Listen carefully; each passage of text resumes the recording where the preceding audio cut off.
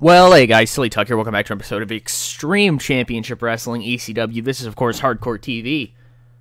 I just want to get into it. I just want to do it. I'm so motivated, so excited, so pumped up. We are in the Carneseca Arena in the Tri-State, as we be do, you know? We do be. Yeah, I'm just ready to just run the show, and let's just do it to it, yeah. We're going to kick off with... Oh, my lord. Shane Douglas is the fucking shit. He's the fucking shit. I may have Kimona actually even on the wrong person. I think I have her in a promo with Raven later. Ignore that. Because she's here, actually. Shane Douglas comes out with Lance Storm and Chris Candido, the triple threat, and cuts a promo very similar to what he cut 2 weeks ago, before Heatwave, I believe. You know, he talks about all these new people coming in and trying to take over his company. It's his company, and he looks over at, Lance and Chris, and he says, you know exactly what you need to do. I know exactly what I need to do. It's time to take back what is rightfully ours. It's time to defend... Time to defend the homeland? Maybe defend the franchise? Defend the franchise. I'm thinking of like a shirt, right? It's got like a 3 on it, right, for triple threat. It says like triple threat up top. And then defend the franchise? I like that. I like that a lot. That's my new headcanon shirt that nobody can see but me. But you can make your own version in your mind as well. This does really, really fucking well. I just want to move forward now because I don't have much to say aside from, wow, that did a lot better than I thought it would. We get a 50D plus as Abyss beats New Jack at about 5:45 by pinfall to shock treatment. Somebody pointed out the shock treatment was like, was it an Argentine backbreaker, I think they said? Which, cool. Argentine backbreaker. I fuck with that. Yeah, Abyss beats New Jack in kind of a brawly, hardcore match. Kind of trying to show off that Abyss isn't just a big bloke, that he's kind of willing to do some fucked up shit. And we get a 64C as,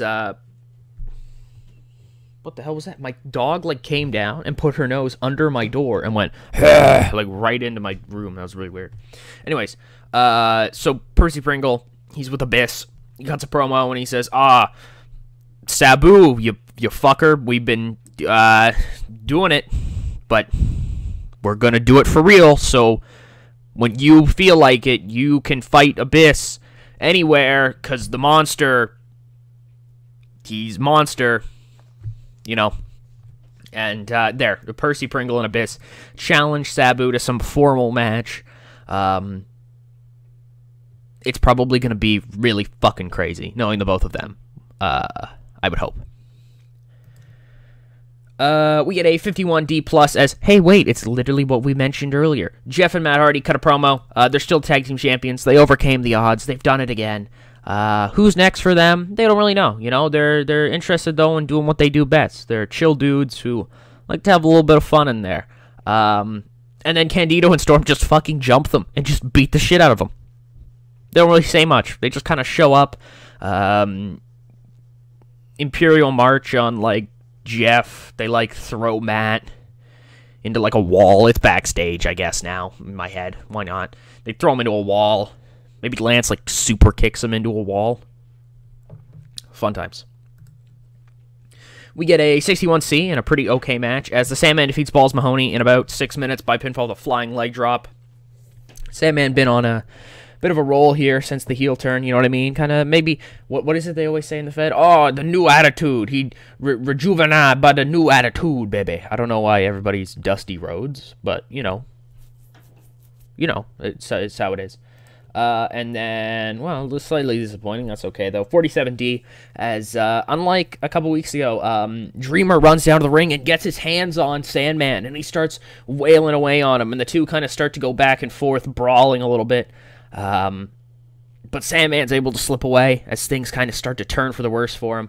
Woman gets him out of there, and the two do some fuck you from the ring to the ramp. Not the ramp, probably. We don't have a ramp. The walkway, you know what I mean? Just fuck you. normal jaw jackaroo. Yikes.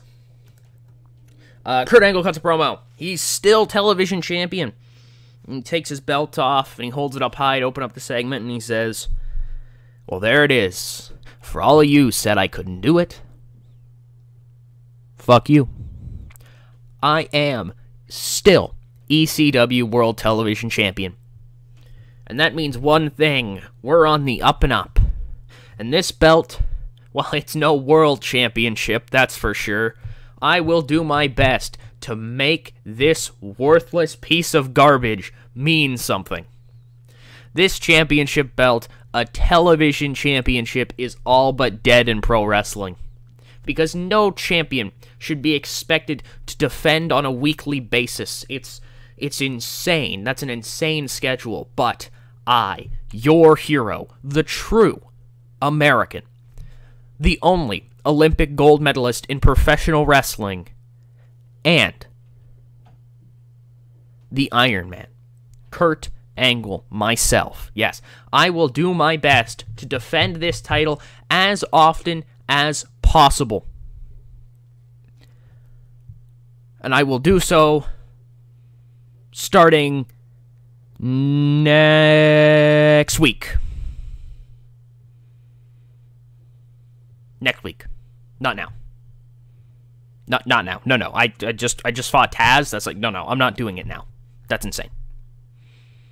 See you next week. Wow, yeah, we got a pretty damn good match. This isn't even our main event. Our main event tonight, I will quickly shill it. Stevie Richards versus Raven. We kind of teased that a little bit on the Heatwave pay-per-view. Their interaction backstage. But we got a really damn good bout here between Jericho and Hardcastle. I was trying to figure out, kind of doing what I did with the Hardys at one point, you know what I mean? Kind of testing out individual boys, seeing where they are. It's a superb bout and decent reaction from the crowd. Chris Jericho defeats Sexton Hardcastle in 12-12 by submission with a Lion Tamer. Jericho's very good. I don't think of this, and I don't think you guys should think of this as too much of a measuring stick for Sexton, Edge, whatever.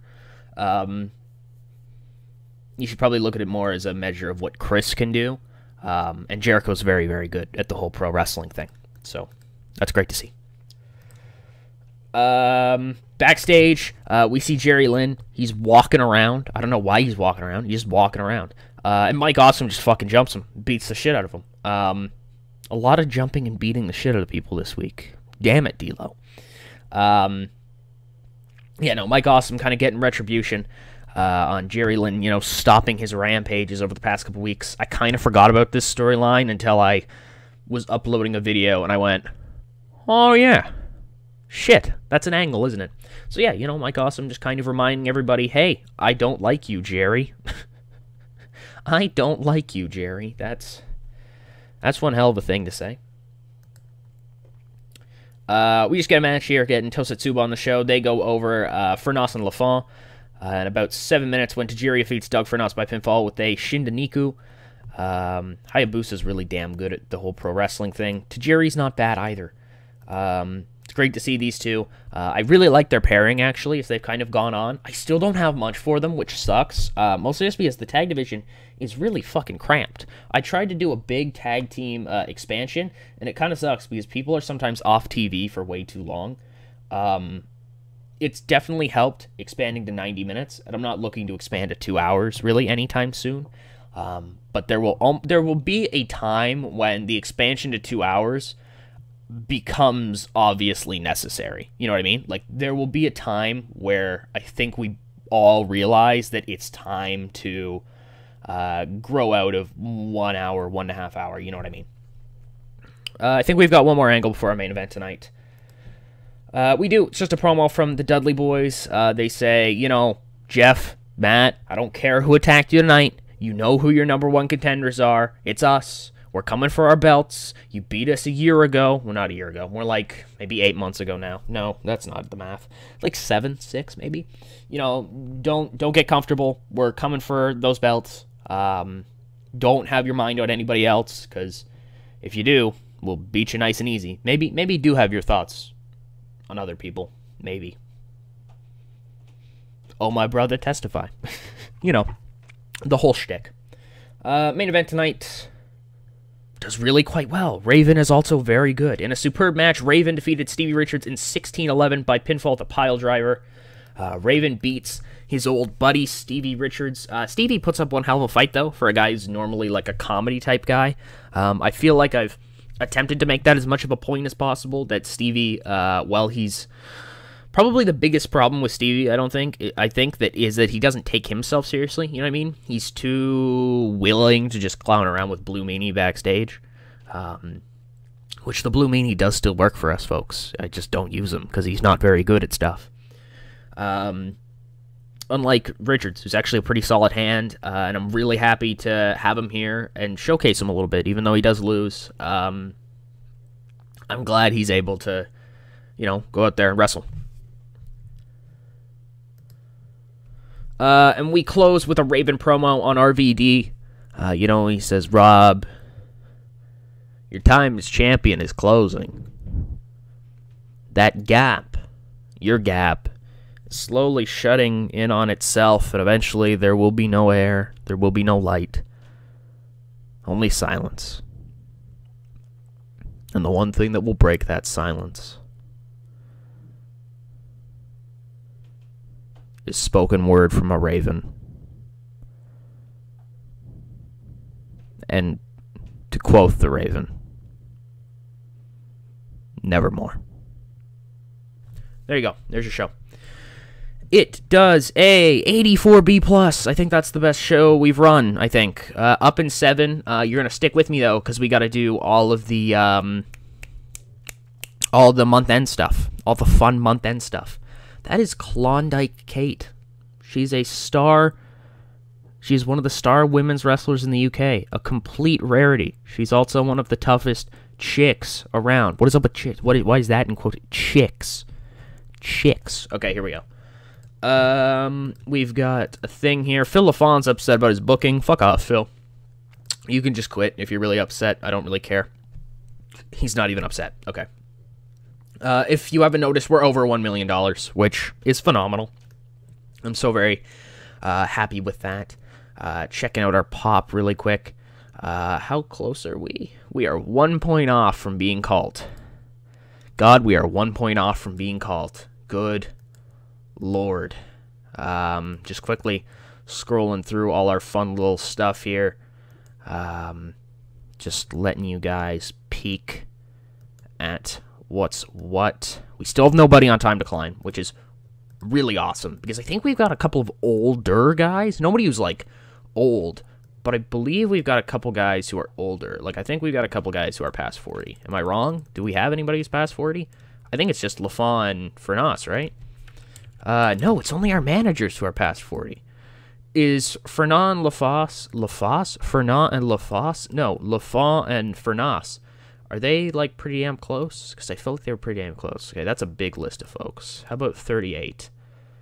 It's just Furnas, who's 39, but he's still a pretty okay worker. You know what I mean? There's no reason to ever let these guys go as long as they're okay to hang out. Shout out Chris Cruz for just being here as my color commentator. We don't really ever mention him. But yeah, overall, I'm very, very happy with where things are going. These two are going to go off on maternity leave soon, and that's okay. There's no worries there. They can go off and do their thing. We will be able to adapt.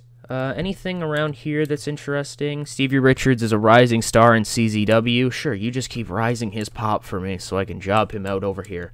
Apparently Victor Kruger, power play. Ooh, okay. Saturday night aired, got 2 million viewers. Cool, good times.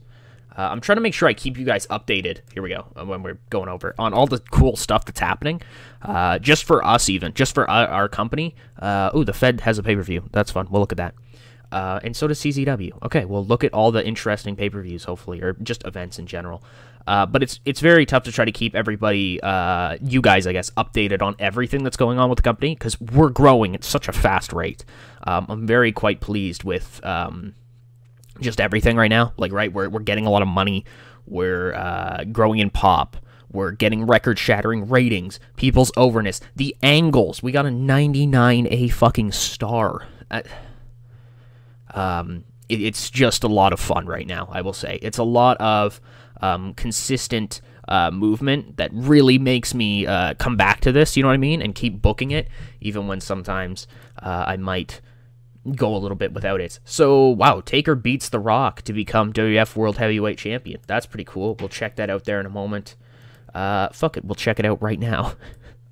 Fully loaded. Okay, so Kama Mustafa defeats Jason Knight. Oh, Jason Knight. I had him at one point. Jason Knight was part of our roster at one point, I do believe, Employment History. Yeah, he starts with us. Yeah, he's the world's sexiest man alive. Jesus Christ. So Kama beats him. Akeem, I forgot they got Akeem. Akeem went to a no contest with D'Lo Brown. Interview with Rikishi, and he gets beat by Scott Taylor.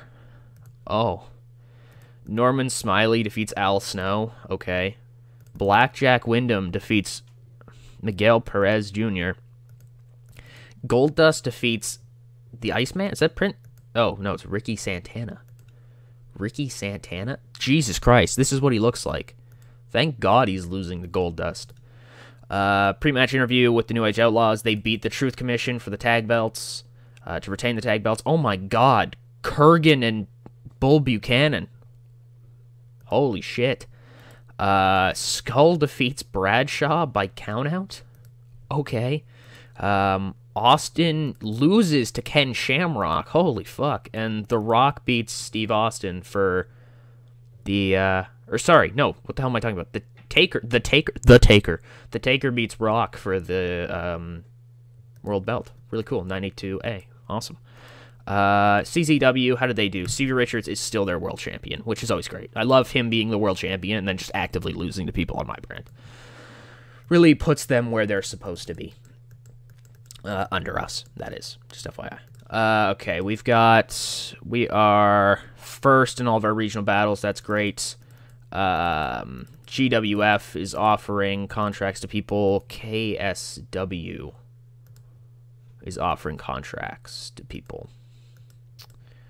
I'm not concerned with any of that. It's just, actually, wait, I don't think Conan will, like, sign on with me anyways, so I'll have to go to Liger just to check if it's like is it a touring deal? It is a touring deal, okay. I'm just trying to keep my options open, you know what I mean? I'm just trying to make sure that I can do whatever I want to do when the time comes. So we are just under that 1 million mark. We'll make it next month, which is okay. I'm not upset at that at all because we cracked that number and that makes me feel good. We can check really quick. The Hardcore House Party. No, it's Hostile City Showdown, isn't it? It is. So Hostile City Showdown is next week, and it is our August special event.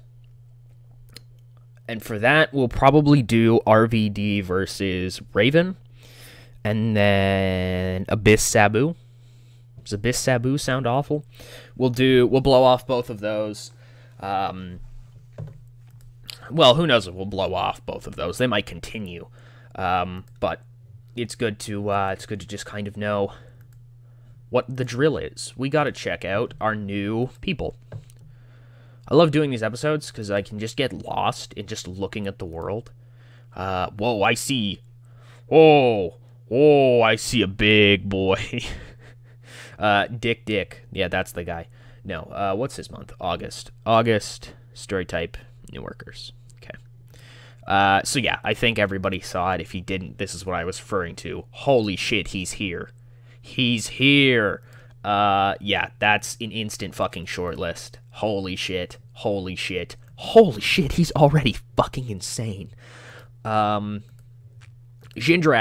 I like Mark Jindrak, but he's not for this company. You know what I mean? He just doesn't fit here.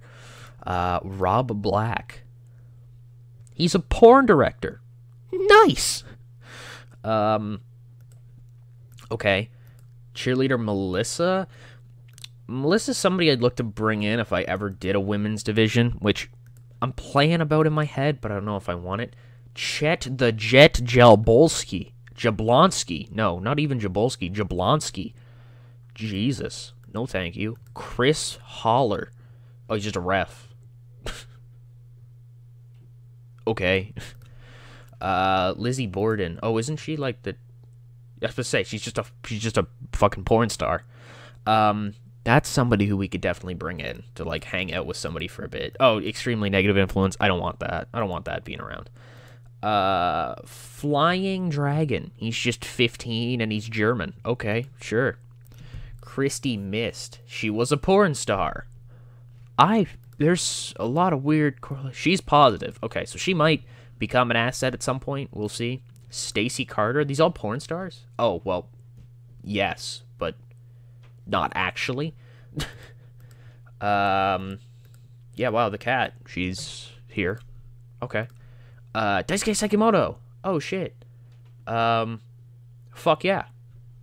Not for me. Well, maybe not for me. We'll see. I'm not gonna shortlist him. Z-Bar. Z-Bar? Yeah, okay. Bryant Guest. I can't tell if these are people who are, like, auto-generated now, or if these are just actual fucking people. Dick. Dick fucking Dick. You son of a bitch, Dick. Martin Brick. I think these are just automated people. Margarita Marino. I can't tell if these are automated people, but they don't sound like their actual names.